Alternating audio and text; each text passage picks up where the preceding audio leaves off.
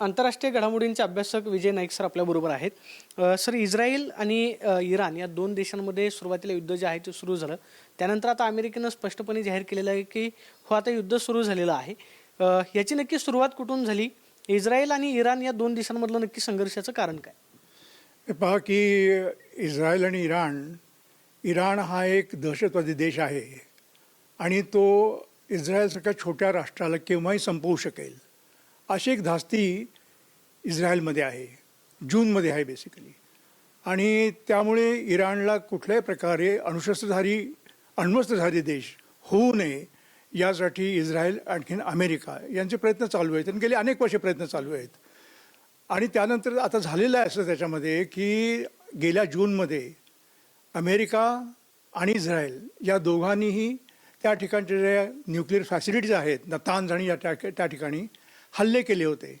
आणि त्या ठिकाणच्या जे काही त्यांच्या ज्या सेंट्रिफ्यूग्ज आहेत किंवा काही ह्या गोष्टी आहेत यांना नष्ट करण्याचा प्रयत्न केला होता, परंतु त्या नष्ट झालेल्या नाही आहेत. आणि इराण प्रत्येक वेळेस असं म्हणतं की आमची जी काय आम्ही अण्वस्त्र निर्मिती करणार नाही, आमची जी अणुऊर्जा आहे ती फक्त ऊर्जेसाठी किंवा सिव्हिल ॲव्हिएशन, ज्याला म्हणतात की नागरी याच्यासाठी आम्ही ती वापरू. परंतु अमेरिका, इस्रायल आणि युरोप यांचा इराणवरती कुठल्याही प्रकारचा विश्वास नाही आहे. आणि त्यांना असं वाटतं आहे की इराण कुठल्याही परिस्थितीमध्ये अण्वस्त्रधारी देश होणार. याची आणखीन एक गोष्ट म्हणजे अशी की मध्यंतरी जेव्हा इस्रायल आणि हमास यांच्यामध्ये मोठं युद्ध सुरू झालं तेव्हा इराणकडून हमासला मोठ्या प्रमाणावरती क्षेपणास्त्रे मिळाली आणि ड्रोन्स अटॅक ज्याला म्हणतात ते ड्रोन्स अटॅक फार मोठ्या प्रमाणावरती इराणनी मदत करून यांच्यावरती केले, म्हणजे इस्रायलला करण्यासाठी. आणि इस्रायलच्या अनेक शहरांमध्ये वगैरे हल्ले झालेले होते त्यावेळी. दुसरी गोष्ट त्याच्यामध्ये अशी आहे की आपल्याला कल्पना असेल की आयातुल्ला खोमेनी हे फ्रान्समधून आल्यानंतर त्याच्यानंतर आता आयातुल्ला खामेनी त्या ठिकाणी आहेत त्यांचे. तिथे राष्ट्रपती पण त्या ठिकाणी एकामागून एक निवडणुका झाल्या, परंतु त्याच्यामधले खटामी आणि रफसंजानी हे दोन जे राष्ट्रपती त्या ठिकाणी होते ते मॉडरेट्स होते, म्हणजे मवाळ साधारणतः. परंतु बाकीचे जे राष्ट्रपती होते ते कट्टर आणि खोमेनी किंवा खामेनी यांना अतिशय कटिबद्ध असल्यासारखी ती होती.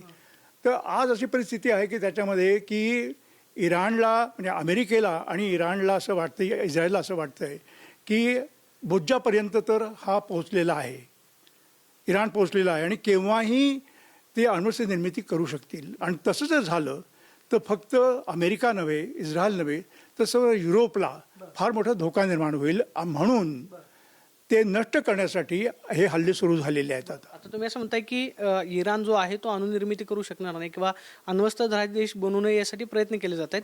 जर कदाचित आता युद्धाची ही सगळी सुरुवात झालेली आहे, मध्यंतरी आपण भारत पाकिस्तानचे युद्ध पाहिलं, इराणच्या बाजूने कोणकोणती राष्ट्र जे आहे ते युद्धामध्ये उभी राहू शकतात किंवा याचा भडका जो आहे किंवा त्याचा फटका जो आहे तो किती देशांना सहन करेल? असं आहे की गल्फमध्ये जे आहेत म्हणजे आखाती देश आहेत ते बहुतेक आखाती देश सौदी अरेबियासह हे अमेरिकेबरोबर आहेत. इराण हा एकमेव असा देश आहे, शिया देश आहे की त्या ठिकाणी अण्वस्त्र निर्मितीचे प्रयत्न गेली अनेक वर्ष चालू होते. आता भारताला असे अण्वस्त्र निर्मित देश हवा आहे का? कारण आपण जर पाहिलं तर आपणही त्याच्या विरोधात आहोत. कारण आपल्या शेजारी पाकिस्तान जो आहे तो इस्लामिक अण्वस्त्रधारी देश आहे आणि जगामध्ये दुसरा असा अण्वस्त्रधारी देश तयार झाला तर तो इराण असेल. त्या दोन अण्वस्त्रधारी ते दोन्ही इस्लामिक कंट्रीज आहेत, त्यांचा जगालाच एक मोठा धोका निर्माण होईल. आणि तुम्हाला कल्पना असेल की जेव्हा अमेरिकेमध्ये वर्ल्ड टॉवरवरती हल्ले वगैरे झाले त्याच्यामध्ये यांचं म्हणणं असं आहे की इराण हे जागतिक टेररिझमला चिथावणी देणारं, त्यांना मदत करणारं असं एक राष्ट्र आहे की ज्याच्यामधून लोकशाही राष्ट्रांवरती हल्ले केले आणि इराणचाही काही प्रमाणामध्ये त्याच्यामध्ये किंवा तालिबानचाही मोठ्या प्रमाणामध्ये हात होता अमेरिकेवरती हल्ला करण्यामध्ये असे. तेव्हा हे जे काही साधारणतः चित्र आता आहे त्या चित्रामध्ये आपण जसं असं पाहिलं की इराणने असं धमकी दिलेली आहे किंवा सांगितलेलं आहे की तुम्ही जर समजा आमच्यावरती हल्ले केले तर आम्ही तुमच्या जे ॲसेट्स आहेत, या ॲसेट्स असं कसं की बहरीन आहे, कतार आहे, कुवेत आहे, या ठिकाणी अमेरिकेचे तळ आहेत, या तळांवरती आम्ही हल्ला करून आता इराणनं हल्ले करायला सुरुवात केलेली आहे, म्हणजे की कतार असेल किंवा या सगळ्या गोष्टीं इतर शहरांवरती त्यांनी आता हल्ले करायला. हो, हे पहा आज परिस्थिती अशी आहे की जे हल्ले आता झालेले आहेत इराणवरती, ते 5 त्यांच्या शहरांमध्ये मोठ्या प्रमाणात हल्ले झालेले आहेत. त्याच्यामध्ये इस्पान आणि काही असे त्यांची शहर आहेत, त्याच्यावरती हल्ले झालेले आहेत.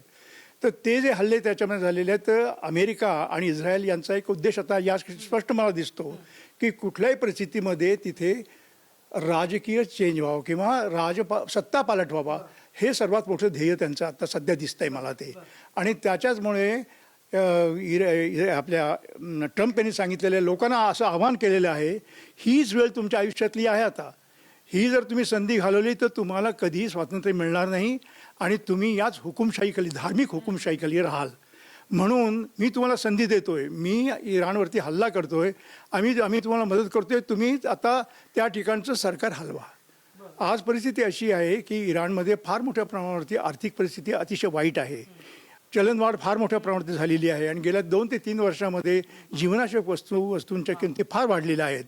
आणि त्याच्यामुळे त्याच्यात भर पडली ती इराणमधल्या सर्व युवकांच्या मोठमोठ्या आंदोलनाची भर पडली. आणि गेले आपण 6 महिने पाहतो त्यामध्ये मोठ्या प्रमाणात आंदोलन सुरू झालं. त्या आंदोलनामध्ये आजपर्यंत 6,500 लोक ठार झालेली आहेत. आणि हे ठार होण्यामध्ये इराणचं जे काही गार्ड्स आहेत किंवा त्या ठिकाणचे पोलीस आहेत किंवा त्या ठिकाणी मुखबरात नावाचे पोलीस आहेत, यांचा सार मोठ्या प्रमाणात त्यांचा सहभाग असून त्यामुळे निष्पाप लोकांना त्या ठिकाणी मारलं जाते. म्हणजे सर, आता आपण ही सगळी युद्धाची परिस्थिती पाहतोय, अमेरिकेच्या समोर इराण टिकू शकेल का? किंवा इस्रायल जो आहे तो सध्या आता हल्ले करताना आपल्याला पाहायला मिळतोय. इराण असं म्हणतंय की जोपर्यंत शस्त्रास्त्राचे हल्ले संपत नाहीत किंवा त्यांचा जोपर्यंत पराभव होत नाही तोपर्यंत इराणकडून हल्ले जे आहेत ते सुरूच राहतील. इराणकडे एक हुकमी एक्का आहे. हुकमी एक्का म्हणजे हॉर्मुझ स्ट्रेट नावाचा प्रकार, आणि एक समुद्रधुनी जी आहे ती इराणला लागून आहे. तर तो जो आहे तो आंतरराष्ट्रीय व्यापाराचा फार मोठा मार्ग आहे. त्यामुळे आजही इराणने कोंडी करायचं ठरवलं, जागतिक व्यापाराची कोंडी करायचं ठरवलं तर तो करू शकतो.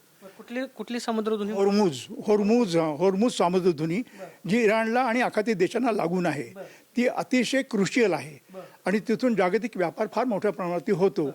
तर इराणचा आधीही त्यांनी सांगितलेलं होतं की हा जो हे आहे का समुद्रधुनी आहे, इथे आम्ही बंदी करू शिप्स नाही येण्यासाठी. किंवा त्याचा फटका हा अमेरिकेला पण बसू शकतो. फटका अमेरिका बसू शकतो, चीनला बसू शकतो, सर्व जगाला बसू शकतो, इव्हन भारताला देखील बसू शकतो त्याचा.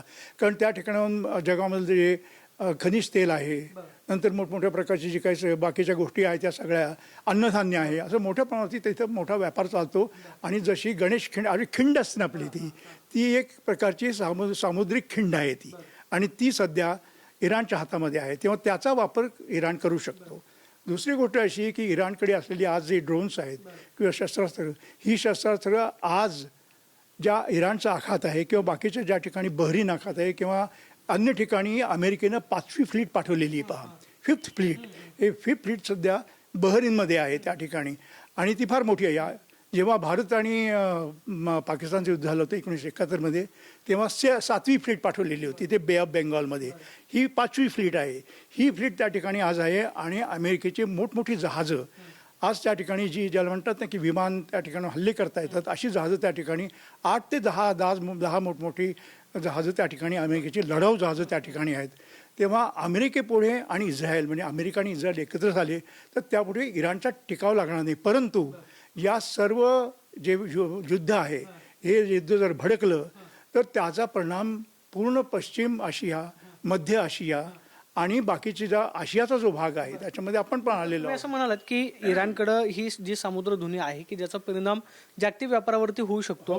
म्हणजे इराणला माहिती आहे की अमेरिका असेल किंवा इस्रायल असेल, याच्यापुढे आपण जे सध्या युद्ध सुरू आहे त्याच्यामध्ये टिकाव धरू शकणार नाही. मात्र आपल्याकडे असं एक शस्त्र आहे की जो तुम्ही असं म्हणालात की जागतिक व्यापार कोंडी जी आहे ती करू शकतं. त्याच्यामुळे इराणला आत्मविश्वास आहे. नाही, आत्मविश्वास आहे, परंतु त्यांनी कोंडी कसं ठरवलं तर अमेरिका आणि इस्रायल त्या ठिकाणी कोंडी होऊ नये यासाठी परत बॉम्बिंग करतील त्या ठिकाणी. म्हणजे तिथेही देखील इराणला फटका बसू शकतो त्या ठिकाणी, आणि तो जागतिक मार्ग मोकळा राहावा यासाठी सर्व जगांचा अमेरिकेला पाठिंबा असेल, इस्रायललाही पाठिंबा असेल. तेव्हा इराणला ह्या सगळ्या ज्या गोष्टी आहेत याचा विचार करावा लागेल. परंतु हे जे युद्ध आहे हे भडकलं तर त्याचा सर्व जगाला फार मोठा तोटा होणार आहे, एक. आणि दुसरी गोष्ट अशी आहे की यातून एकच आपल्याला दिसतं साधारणतः की तुम्ही जर पाहिलं तर व्हेनेझुएलामध्ये अमेरिकेने तो सत्ता पालट केला. त्याच्यानंतर सिरियामध्ये तो असाद जो होता तो पळून गेला रशियाला आणि तिथे सत्तापालट झाला. आता तिसरा सत्तापालट आहे हा तिसरा अत्यंत महत्त्वाचा सत्तापालट आहे.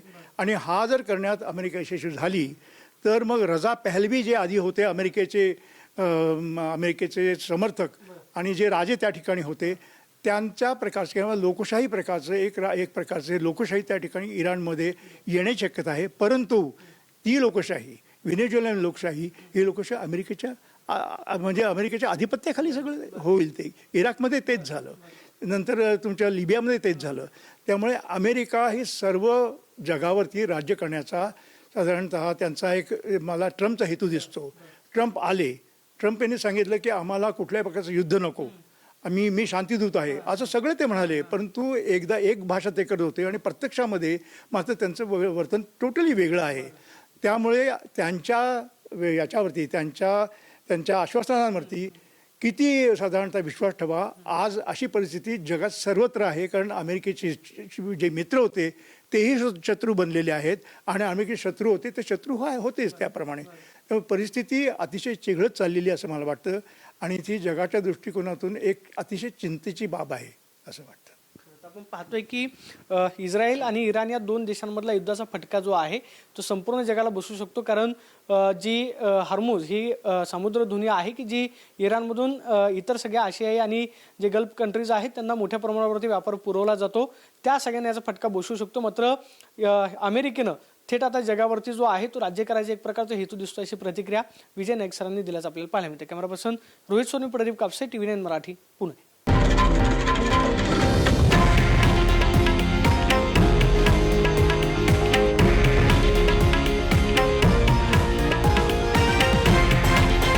हे आहे देशातील नंबर 1 न्यूज नेटवर्क आणि आपण पाहत आहात TV9 मराठी, एकमेव.